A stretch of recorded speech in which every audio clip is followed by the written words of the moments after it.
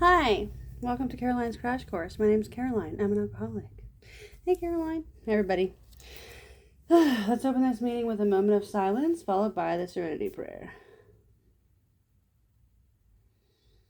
God, grant me the serenity to accept the things I cannot change, the courage to change the things I can, and the wisdom to know the difference. Amen. Okay, so a couple of announcements. This is only one person's perspective. It's mine, okay, so take what works. Comments are welcome. Personal sharing can be sent to my email, meetgodwithme@gmail.com. Workbooks are available upon request.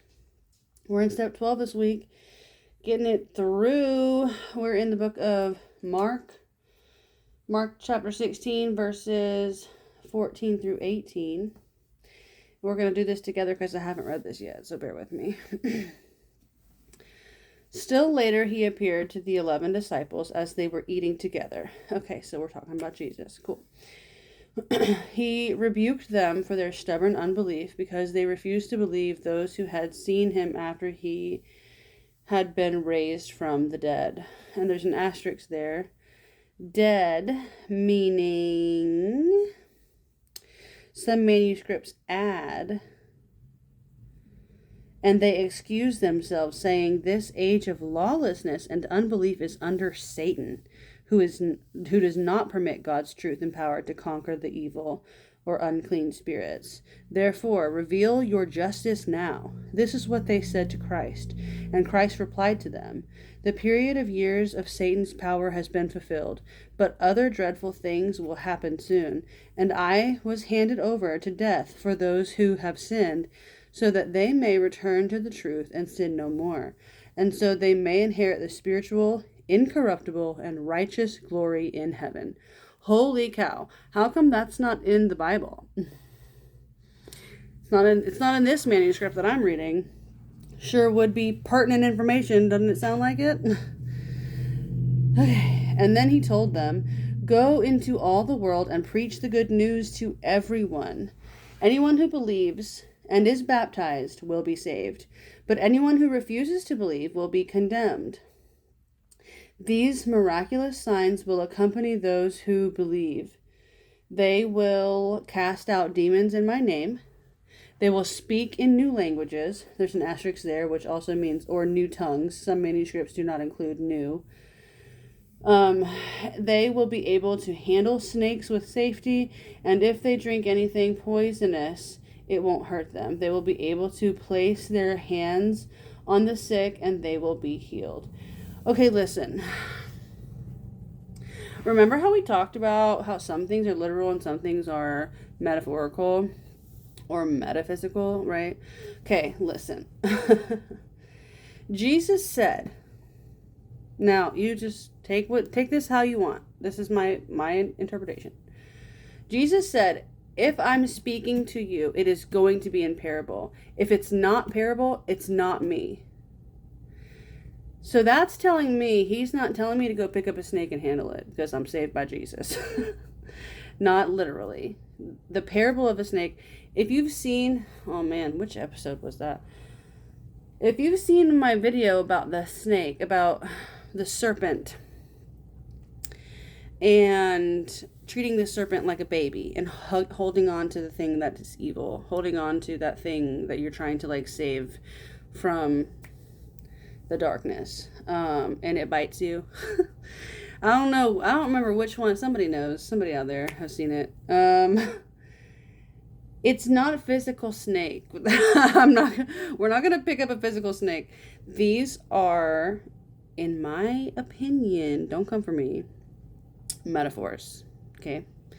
The same way that death would be like a sleep to spiritual life. Right?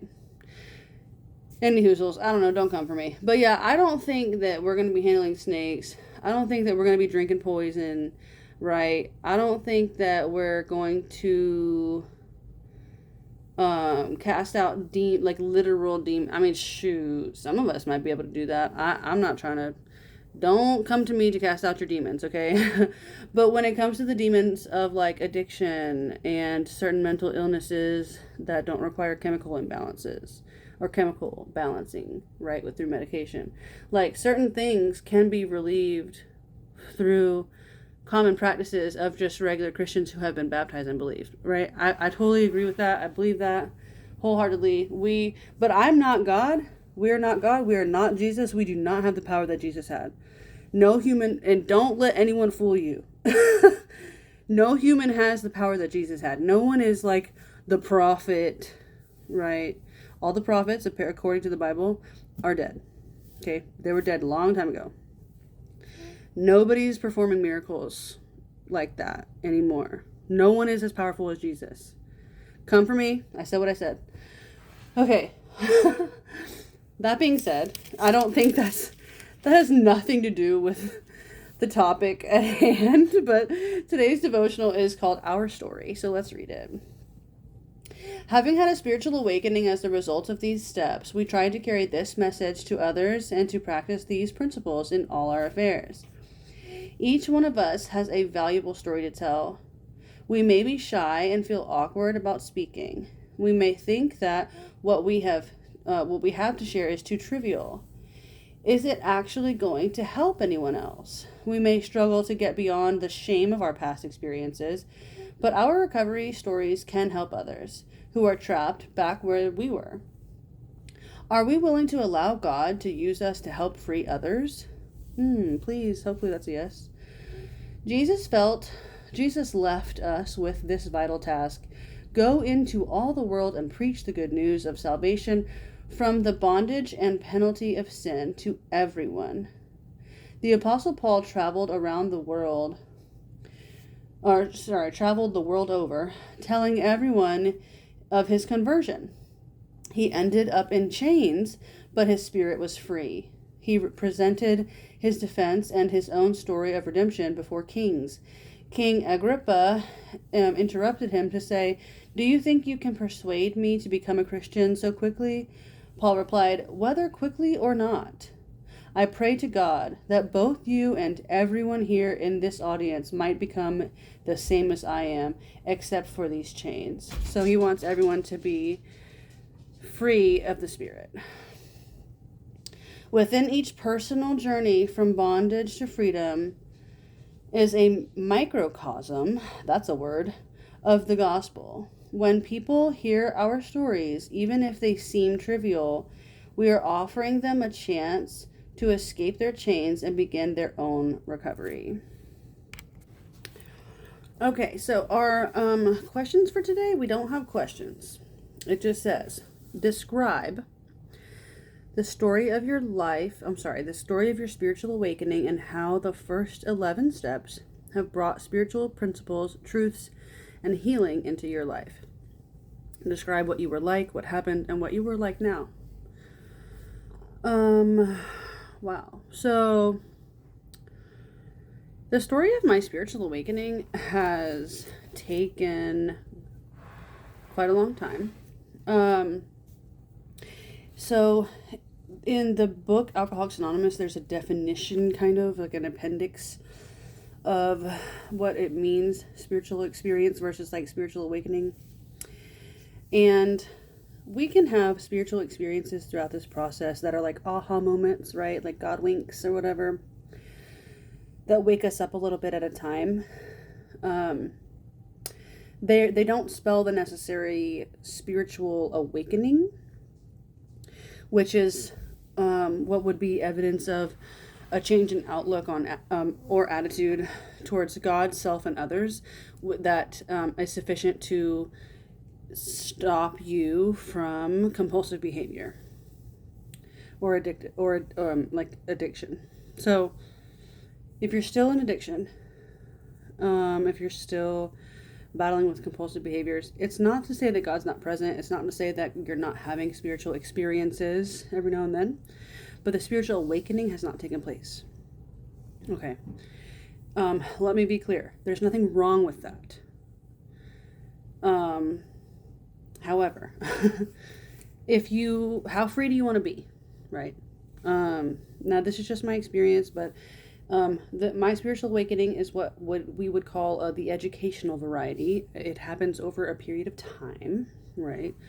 And Sunday marked 13 years sober for me. So it's been some time. I've been doing this a long time. And I'm not always inspired at all times.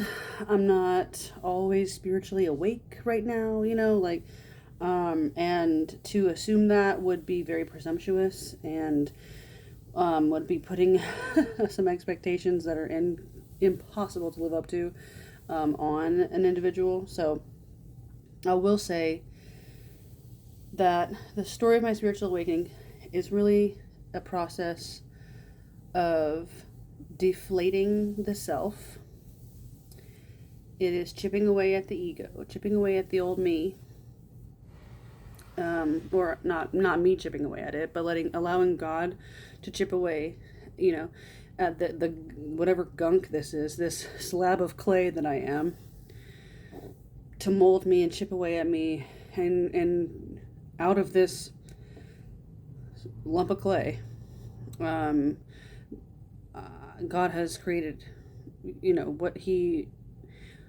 the me that He intended me to be, right? And it's still happening. It's going to continue happening until I'm dead, right? I'm not perfect. I'm not like spiritually awoke, right? I'm awakening. Excuse me. I am awake to a degree. As far as I'm no longer spiritually dead. And so I hold myself and I hold others to a higher standard because I am no longer spiritually dead.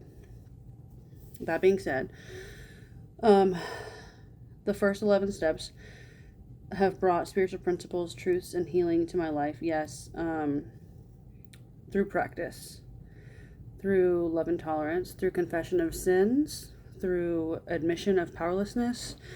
It's not even just admission. Like, you can say all day long, oh, I'm powerless, but like to really genuinely concede to your innermost self that you are without power, that you need power, that you need a source, and that source is not you. It's very humbling, and it takes some of us a long, long time.